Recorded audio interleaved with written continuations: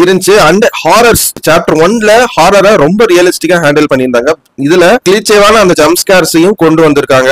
எனக்கு அதை கொஞ்சம் அவாய்ட் பண்ணிருக்காங்க மாதிரி தான் தோணுச்சு. பட் ஆனா அந்த ஜம்ப் ஸ்கேர் சீன்ல ஒரு பயம் இருக்கு. பட் ஒரு ஹாரர் மூவி ஃபேனா வந்து இந்த படம் பாத்தீங்கன்னா எல்லா படத்துலயுமே ஒரே ஃபார்மேட்டை தாண்டா ஃபார்ம் பண்ணிட்டு இருக்கீங்க, இதுலயும் இப்படிதானா ஜம்ப் ஸ்கேர் பண்ணணும் அப்படிங்கிற ஒரு கிளீச்சேவான விஷயம் இந்த படத்துல வந்து மறுபடியும் கொண்டு வந்திருக்காங்க. அண்ட் ஒரு கட்டத்துல நான் பேக் ஸ்டோரி சொல்றேங்கிற பேர்ல கதை எதை நோக்கி போகுது அப்படிங்கிற ஒரு நெகட்டிவுமே இருக்கு. ஸோ மெயினா இதெல்லாம் சுத்தி வளைச்சு நீங்க பார்க்கும்போது நம்ம எதையும் மிஸ் பண்றோமே அப்படிங்கிற ஒரு தாட் வந்து உங்களுக்குள்ள வரும்.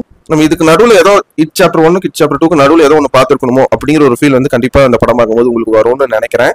மேபி இந்த ஸ்டீஃபன் கிங் எழுதின புக்கை பத்தி படிக்காதங்காட்டி நமக்கு இது கனெக்ட் ஆகலையோ அப்படிங்கிற ஒரு ஃபீலுமே வந்து படம் பார்க்கும்போது எனக்கு இருந்துச்சு. ஆல்ரெடி இந்த புக்கை பத்தி படிச்சிருந்தீங்கன்னா உங்களுக்கு இந்த சாப்டர் 2 எப்படி ஒர்க் ஆச்சுன்னு சொல்லுங்க. மற்றபடி பெரிய நெகட்டிவ்ஸா இந்த படத்துல எனக்கு வந்து பெருசா எதுவுமே தெரியல. தாராளமா பார்க்க வேண்டிய படம் தான் இந்த சாப்டர் 2. முக்கியமா இந்த சாப்டர் பிரான்சைஸுக்கான அந்த ஒரு ஆர்ட் ஒர்க் இந்த சாப்டர்